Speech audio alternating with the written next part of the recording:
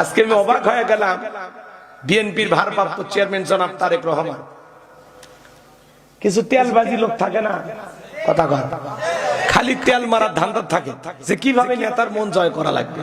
তো উনি হেঁটে যাচ্ছেন, এই তেলবাজ কিছু পাতি নেতা যায় ওনার পা ধরে সালাম করার চেষ্টা করতেছে। এ কথা বল না কেন? যেই পা ধরে সালাম করার চেষ্টা করছে উনি এরকম হাত দিয়ে তুলে দিচ্ছে। আল্লাহু আকবার।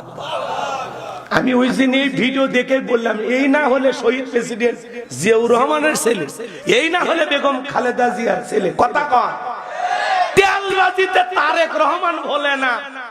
আল্লাহু আকবার। ওনার পা ধরে নেতা কর্মী সালাম করতে গেছে, উনি তুলে দিচ্ছে, ঠেলে দিচ্ছে, সাইড করে দিচ্ছে।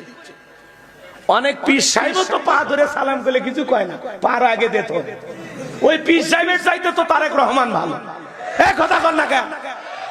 অনেক বুজুর্গানের দিন বের হয়েছে না, আল্লাহওয়ালা বড় বড় পীর পা এরকম দিয়ে থাকে, মুরিদের এসে পা ধরতেছে, কিচ্ছুই কয় না। অনেক বড় বক্তা আছে, মঞ্চে ওয়াজ করে নামতেছে, মানুষ এসে পাও সালাম করতেছে, কিচ্ছু কয় না। এক কথা বল না কেন? আর জনাব তারেক রহমান ওনার নেতা কর্মী যেই পা ধরতে গেছে ঠেলে তুলে দিচ্ছে, তারে সাইড করে দিচ্ছে। কেন পা ধরতেছেন, কি সমস্যা?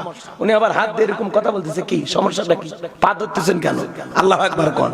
তাহলে অনেক ভণ্ড পীর, অনেক পীর শায়েখ, তার চাইতেও তারেক রহমানের আকীদা অনেক ভালো। কথা কোন ঠিক কি না? এই তেলবাজি দিন শেষ, উনি তেলবাজিতে বলে না। ওনার নামে স্লোগান দিলে কয় তারেক ভাই যেখানে, চুপ চুপ, এগুলো স্লোগান দেবা না, আমি এগুলো স্লোগানে বিশ্বাসী না। কথা কয় না কেন? খালেদা জিয়া যেমন বলতো খালেদা জিয়ার ভয় নাই, রাজপথ ছাড়ি নাই, কয় এগুলো আমি বিশ্বাস করি না, খবরদার এই স্লোগান দিবেন না। কয় মাঝে মাঝে কত বিপদে পড়ি, কাউরে পাশে পাই না, আর আপনারা কোন রাজপথ ছাড়ি নেই। কথা কয় না, কথা কয় না।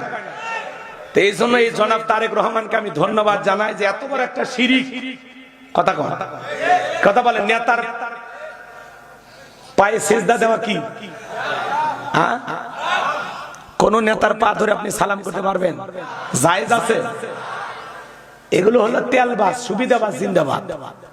নেতার একটু মন জয় করবে গেছে, কিন্তু নেতা তো আর ওই রকম নেতা না, পায়ে সালাম দিলে নেতা বলে না। কথা কন ঠিক না? আল্লাহ উনি যে কথাটা বলেছেন প্রথমে, আমার এটা ভালো লাগছে যে রাসূল আকরাম সাল্লাল্লাহু আলাইহি ওয়াসাল্লামের ন্যায়পরায়ণতা দিয়া ইনসাফ ভিত্তিক রাষ্ট্র আমরা পরিচালনা করতে চাই। তো ওনার এই কথাগুলো আল্লাহ যেন ওনাকে আমল করা তৌফিক দান করেন।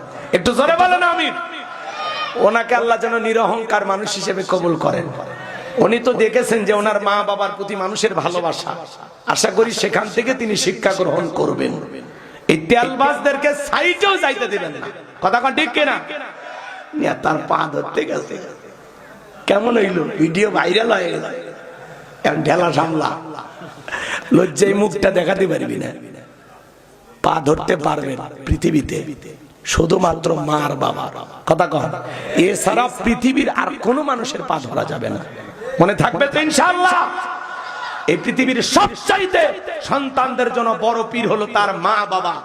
মা বাবার খবর নাই না, আর পীরের দরবারে গরু ছাগল নিয়ে দৌড়ায়, এরকম ভণ্ড আছে না? না, জীবনে পিতামাতার জন্য 1 কেজির কমলা বেদানা কিনা খাওয়ায় না, পীরের বাড়ির ফলের কাঠুক নিয়ে গেছে।